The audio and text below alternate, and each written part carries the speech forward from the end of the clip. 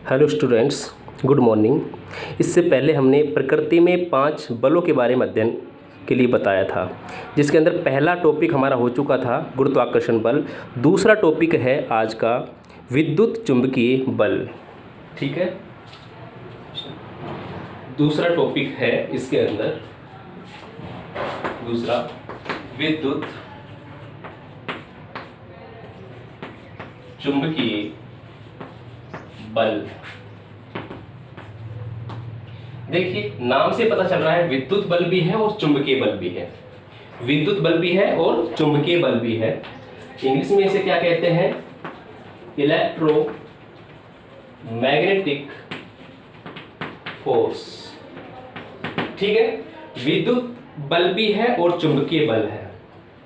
यह कूलाम के नियम के द्वारा प्रदर्शित किया जा सकता है, यानी कि ये दो बिंदु आवेश या दो स्थिर आवेशों के मध्य बल होते हैं। ठीक है, जो विद्युत चुंबकीय बल होते हैं ये आवेशित कणों के बीच में लगने वाला बल होता है। ये क्या होते हैं? यह जो बल है वह आवेशित कणों के मध्य, चार्ज पार्टिकल के बीच में, आवेशित कणों के मध्य लगता है। ठीक है, कहां लगता है? ये आवेशित कणों के मध्य। आवेशित कणों की प्रकृति पे निर्भर करेगा। आवेशित कण जैसे, यानी कि जिसके अंदर आवेश हो। ठीक है, यानी कि जो अगर सजातीय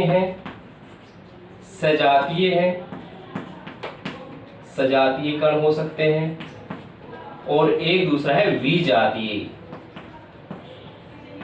सजातीय और विजातीय का मतलब क्या है?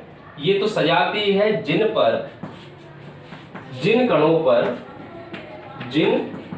कणों पर समान आवेश, समान प्रकृति का आवेश हो। ठीक है, विजातीय कण क्या होता है? जिन कणों पर विपरीत प्रकृति का आवेश विद्यमान हो या आवेश हो। अब समान प्रकृति, विपरीत प्रकृति का मतलब क्या हुआ? कि जो आवेश जो होते हैं वो दो प्रकार के होते हैं।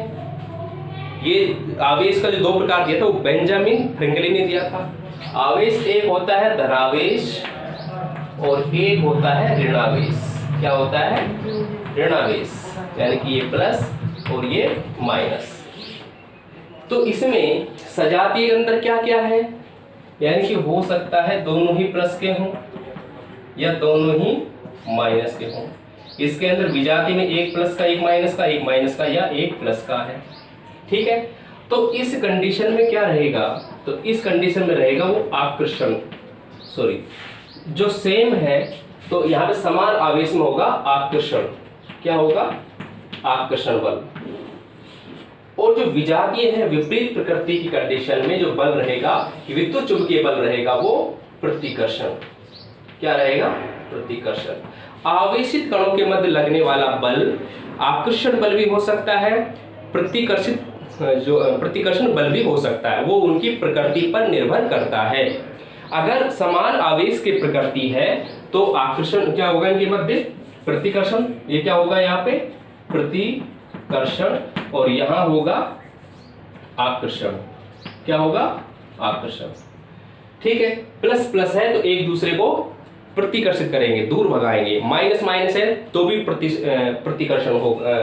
क्या होगा? एक दूसरे को दूर भगाएंगे। और अगर समान आवेश था तो ये होगा, और विपरीत आवेश है तो क्या होगा? एक दूसरे के पास आएंगे। ठीक है, तो विद्युत चुंबकीय बल देखो कहां से स्टार्ट होता है।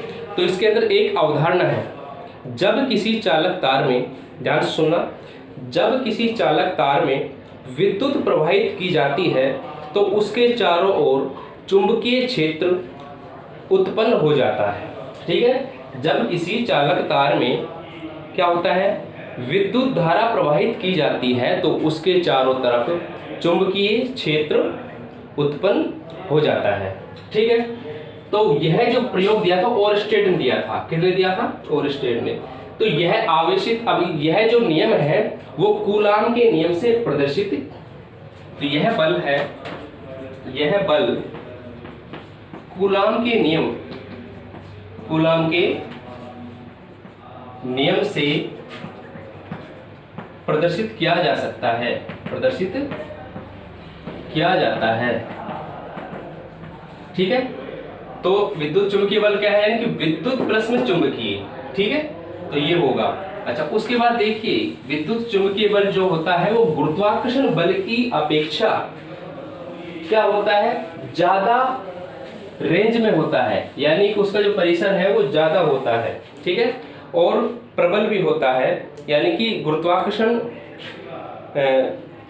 जो बल है उनसे जो विद्युत चुंबकीय बल है वो 10 की घात 36 गुना होता है। किसका गुना होता है? यानी कि 10 की घात 36 से गुणा करते हैं गुरुत्वाकर्षण बल से, तो वो आता है किसके बराबर? विद्युत चुंबकीय बल के बराबर। ठीक है, विद्युत चुंबकीय बल के बराबर। यानी कि मजबूत बल कौन सा हुआ? विद्युत चुंबकीय बल होता है। ठीक है, अच्छा अभी मैं आपको बता रहा था कि ये जैसे मैंने गुरुत्वाकर्षण बल समझाया, तो उसी तरीके से विद्युत बल चुंबकीय बल है वो कूलाम का नियम होता है। तो कूलाम का नियम क्या होता है? देखिए कूलाम का नियम इसी के अंदर है, यदि एक पॉइंट चार्ज है Q1, दूसरा स्थिर आवेश है इसमें Q2, ये क्या है? आवेश, दो स्थिर आवेश हैं। ठीक है, यहाँ पे माना Q1 और Q2 दो क्या है? ये दो स्थिर बिंदु आवेश हैं, बिंदु आवेश है, वे इनके मध्य r दूरी है। कितना डिस्टेंस इसमें? r दूरी से विस्थापित हैं दूसरे से। तो Q1 और Q2 के बीच में जो डिस्टेंस है वो r है। ठीक है, तो सेम गुरुत्वाकर्षण बल की तरह कूलाम का जो नियम है कि जो विद्युत चुंबकीय जो बल होता है, इसमें पहला जो कथन है कि दो आवेशों के मध्य आकर्षण या प्रतिकर्षण, मैं दो वर्ड क्यों बोल रहा हूं? क्योंकि वो प्रकृति बताएगी। अगर दोनों प्लस प्लस के हैं, यानी कि दो अगर समान आवेश के हैं तो प्रतिकर्षित होंगे, प्रतिकर्षण बल लगेगा इनके अंदर। और अगर विपरीत प्रकृति के हैं तो क्या लगेंगे? आकर्षण बल। विद्युत चुंबकीय बल आकर्षण बल और प्रतिकर्षण बल दोनों हो सकता है। ये बल कौन सा हो सकता है? आकर्षण बल भी हो सकता है, ये प्रतिकर्षण बल भी हो सकता है। लेकिन गुरुत्वाकर्षण बल केवल और केवल आकर्षण बल था, उसके नाम ही क्या है? गुरुत्व प्लस आकर्षण, तो वो प्रतिकर्षण बल नहीं होता है। ठीक है, ये क्या होगा? इसका पहला कथन क्या है? दो आवेशों के मध्य लगने वाला आकर्षण या प्रतिकर्षण बल, आकर्षण या प्रतिकर्षण बल, और इस आकर्षण या प्रतिकर्षण बल को ही तो हम कह रहे हैं, क्या कह रहे हैं? विद्युत चुंबकीय बल। ठीक है, विद्युत चुंबकीय बल। ठीक है, विद्युत चुंबकीय बल है वो दोनों आवेशों के परिमाणों के मतलब मात्रा, दोनों आवेशों के परिमाणों के गुणनफल के समानुपाती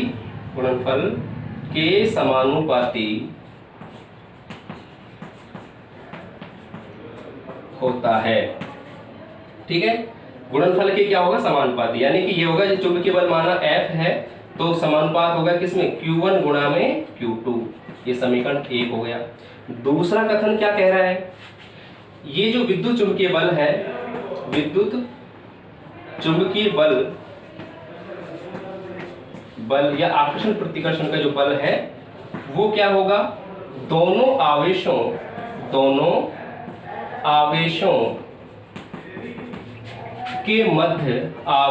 के मध्य दूरी के वर्ग के व्युत्क्रमानुपाती होता है। यानी कि समीकरण क्या बनेगी इसमें, F प्रोपोर्शनल 1/r², यानी कि F व्युत्क्रमानुपाती वर्ग की, ठीक है। तो ये समीकरण 2 हो गया। पहला कथन के हिसाब से समीकरण 1 आ गया, ठीक है। ये आ गया Q1 Q2 और वहां पे ये आ गया। तो सेम इसी तरीके से देखिए आगे इस साइड लिख रहा हूं मैं, यहां पे समीकरण 1 व 2 से, जो F प्रोपोर्शनल होगा वो क्या है, Q1 Q2, नीचे r²। तो इस समानुपात का चिन्ह हटेगा तो कोई ना कोई क्या है, नियतांक Q1/Q2/r²। ये किसका नियम है, ये कूलाम का नियम है। जैसे गुरुत्वाकर्षण का नियम होता है वो न्यूटन ने दिया था। किसने दिया था, न्यूटन ने। क्या था, G, K की जगह था G। देखो F = G m1 m2/r², यही तो था। सेम देखो G के स्थान पर K आ गया और K1 जो Q1 Q2 के स्थान पे यहाँ पे m1 m2 था। यहाँ पे दोनों आवेश हैं, यहाँ पे दोनों द्रव्यमान थे। ये R सेम है, उनके मध्य भी दूरी थी और यहाँ पर भी दूरी। लेकिन ये गुरुत्वाकर्षण तो केवल आकर्षण बल होता है, लेकिन ये दोनों आकर्षण और प्रतिकर्षण दोनों हो सकता है। ये प्रकृति पे निर्भर करेगा आवेशों की, ठीक है। विपरीत प्रकृति है या समान प्रकृति है, विपरीत प्रकृति में आकर्षण और समान प्रकृति में प्रतिकर्षण होगा, ठीक है। तो यहाँ पे ये K आ गया, ठीक है। और इस K का जो मान है वो भी 1/4πε0 ये होता है, ठीक है, इसके बराबर होता है। और ये आपके नेक्स्ट क्लास में है, इसको हम क्या कहेंगे, निर्वात की विद्युतशीलता। ये अगली क्लास का टॉपिक है, ठीक है। इसलिए हम ज्यादा इसको नहीं बता रहे, सिर्फ इतना बता रहे हैं हम, ठीक है। तो ये इसके अंदर क्या है, स्थिरांक होता है। अच्छा, उसी तरीके से अब तक विद्युत चुंबकीय बल है, इसके ये गुरुत्वाकर्षण बल की तरह क्या होगा, 10 की घात जो 36 है वो गुणा होगा गुरुत्वाकर्षण बल की। और गुरुत्वाकर्षण तो केवल आकर्षण बल था, बल्कि ये दोनों होगा, आकर्षण और प्रतिकर्षण बल होगा, ठीक है। अच्छा, अब देखो तीसरा है इसमें, तीसरा जो बल था वो था प्रबल नाभिकीय बल, और फिर उसके बाद है दुर्बल नाभिकीय बल। तो पहले कह रहे थे प्रबल नाभिकीय बल। तो नाभिकीय बल तो इसके नाम से पता चल रहा है कि वो नाभिक में लग रहा है। कहाँ लग रहा है, नाभिक में, ठीक है। तो देखो पहले, सबसे पहले हम आपको ये जो बल पढ़ा रहे हैं, प्रबल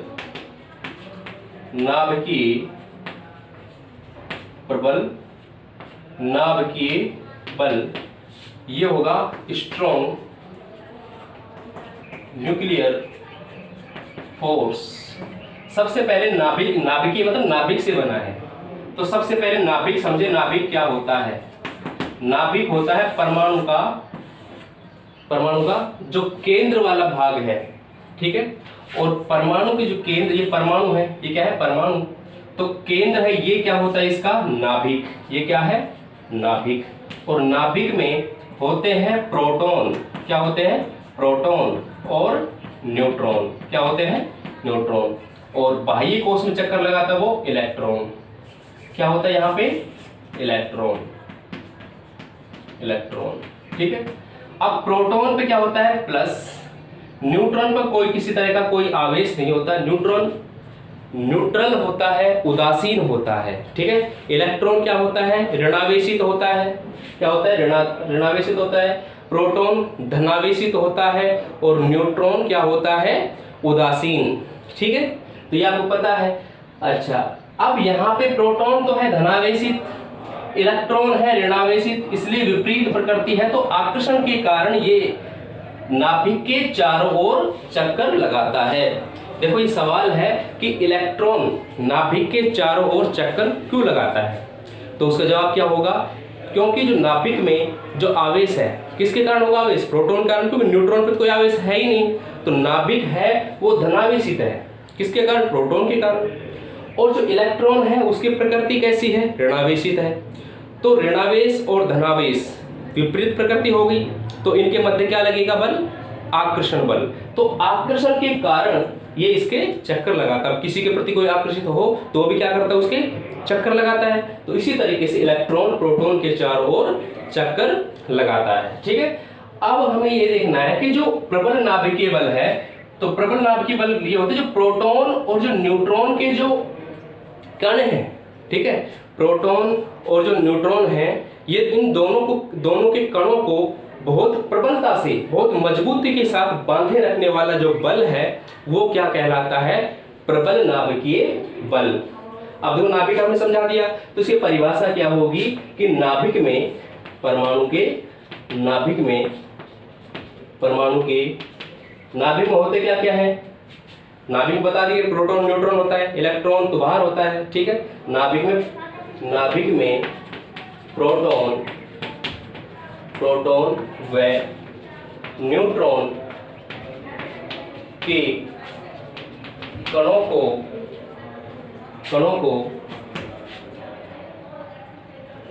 मजबूती के साथ या कणों को एक तरह से बांधे रखने का जो लगने वाला बल है, बांधे रखने के लिए जो बल है, बांधे रखने वाला, क्योंकि वो भी किसी न किसी बल से बाइंड हो रहे हैं, तो बाइंड जो करता है फोर्स, बांधे रखने वाला जो बल है वो क्या कहलाता है? प्रबल नाभिकीय बल कहलाता है। ठीक है, प्रबल नाभिकीय बल कहलाता है। ये बल किस लिए काम आता है कि प्रोटॉन और इसके अणु को किससे बांधा रखता है? न्यूट्रॉन। किससे बांधा रखता है? न्यूट्रॉन के अणु को। ये बाइंडिंग का काम करता है। ये जो बल होता है एक दूसरे को बांधे रखता है, तो ये बल कौन सा होता है?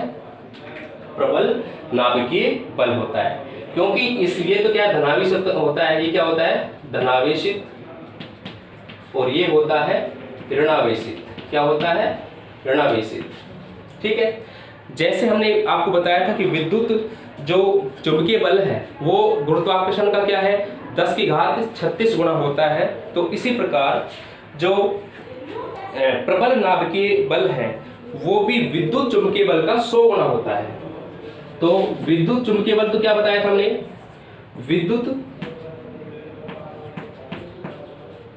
चुंबकीय बल वो क्या होता है? 10 की घात 36 गुना में गुरुत्वाकर्षण बल। ठीक है, और अब क्या पढ़ रहे हैं? प्रबल नाभिकीय बल। तो प्रबल जो नाभिकीय बल है, प्रबल नाभिकीय जो बल है वो विद्युत चुंबकीय बल से भी मजबूत होता है।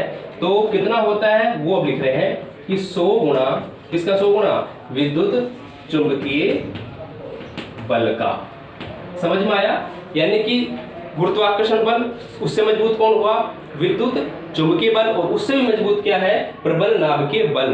प्रबल नाभिकीय बल क्या करता है? नाभिक के अंदर प्रोटॉन और न्यूट्रॉन के कणों को मजबूती के साथ बांधे रखता है। ठीक है, ये हो गया। तो अगर हम इसे डायरेक्ट गुरुत्वाकर्षण का निकालें तो प्रबल जो नाभिकीय जो बल है गुरुत्वाकर्षण की तुलना में लिखें तो ये होगा, देखो 100 तो ये 10 घात 36, ये तो 10 की घात 38 गुना में गुरुत्वाकर्षण बल होगा। समझ में आया? मैथ की तरह हो गया इसके अंदर भाई, 2 घात इसमें ऐड हो गया ये। ठीक है, तो ये इसका कॉन्फ़िगरेशन है। ठीक है, तो अब इसमें एक लास्ट का है चौथा पार्ट, वो है दुर्बल नाभिकीय बल। और दुर्बल नाभिकीय बल का मतलब, दुर्बल का मतलब है वीक, कमजोर। ठीक है, प्रबल का मतलब है मजबूत। ठीक है, तो नाभिक में लगता है। अब इसके बाद टॉपिक है दुर्बल नाभिकीय बल। अब ये क्या कह रहा है? ये भी नाभिक में लग रहा है, लेकिन वो तो मजबूत बल था। और ये क्या है? दुर्बल नाभिकीय बल।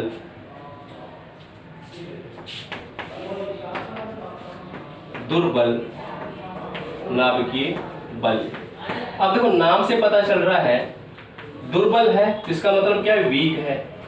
नाभिकीय मतलब न्यूक्लियर, और ये फोर्स। ठीक है, यानी कि दुर्बल नाभिकीय बल है, लेकिन लगेगा तो ये कि नाभिक में। और ये क्या होता है? तो ये क्या करता है? नाभिकीय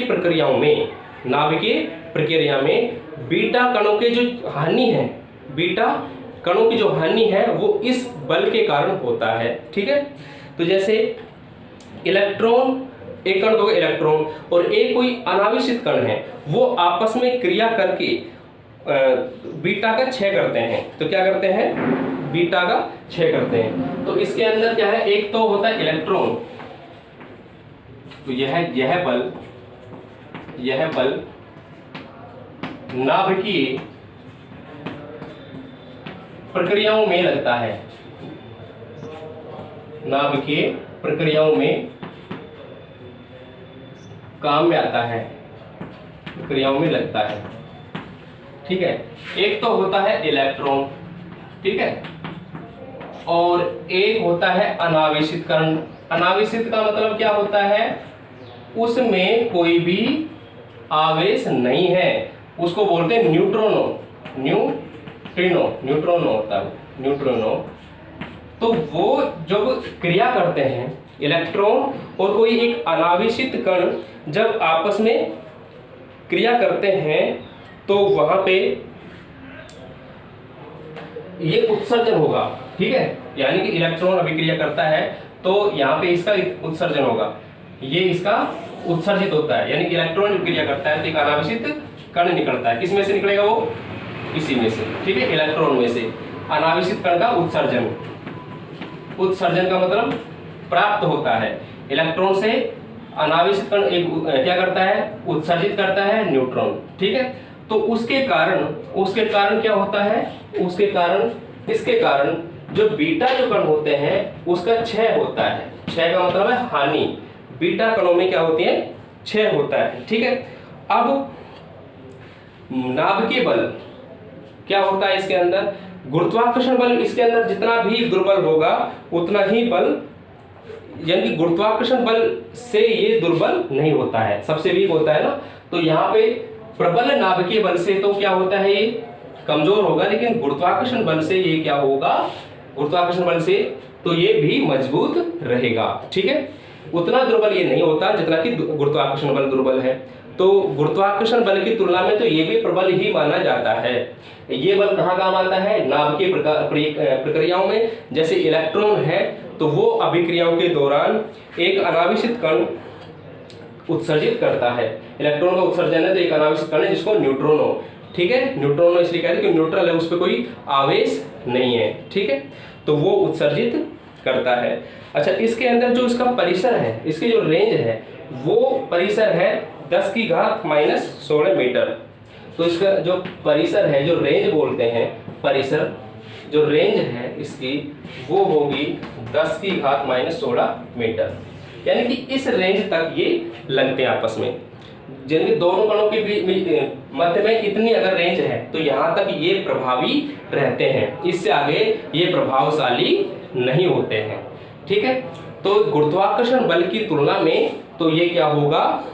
प्रबल ही माना जाता है। ठीक है, अंततः रिजल्ट ये आया कि अपना जो गुरुत्वाकर्षण बल है वही सबसे दुर्बल होता है। ठीक है, तो ये थे इसके चारों बल। ठीक है, इसके बाद है बलों के एकीकरण। तो बलों का जो एकीकरण है, तो यानी कि सभी जो बल हैं, चाहे गुरुत्वाकर्षण बल हो, चाहे विद्युत चुंबकीय बल हो, प्रबल नाभिकीय बल हो, दुर्बल नाभिकीय बल है, इन चारों बलों का जो एनालिसिस है, जो विश्लेषण करके अगर एक ही बल माना जाए तो उसको क्या कहें? बलों का एकीकरण कहते हैं। ठीक है, तो ये था हमारा फर्स्ट चैप्टर। इसके बाद कई और जो नियम हैं वो आपको सबसे पहले आपको सेकंड चैप्टर में पढ़ेंगे। ठीक है, फर्स्ट चैप्टर में केवल यही था। फिजिक्स के अंदर फिजिक्स का यानी कि भौतिक विज्ञान का परिचय है, भौतिक विज्ञान में किन किन वैज्ञानिकों ने योगदान दिया और भौतिक विज्ञान का इतिहास। ठीक है, ये सारी चीज़ें हैं, सैद्धांतिक है, थ्योरेटिकल पोर्शन है, इनको आप पढ़ लेना। बाकी जो मैथमेटिकल है, जो बताने लायक था वो हमने बता दिया। और नेक्स्ट वीडियो में आपके पास होगा सेकेंड चैप्टर। ठीक है, मापन और इकाई। ठीक है, इकाई और मापन है दूसरे चैप्टर का मान। ठीक है, नाम जो है, तो तब तक आप ये करें, कमेंट बॉक्स में लिखें अगर कोई आपको प्रॉब्लम आई। ये सिर्फ थ्योरेटिकल था, सिर्फ परिभाषाएं थी। ठीक है, चारों बल थे और इनको अच्छे से करना, और ये चैनल को सब्सक्राइब जरूर करें। Thank you.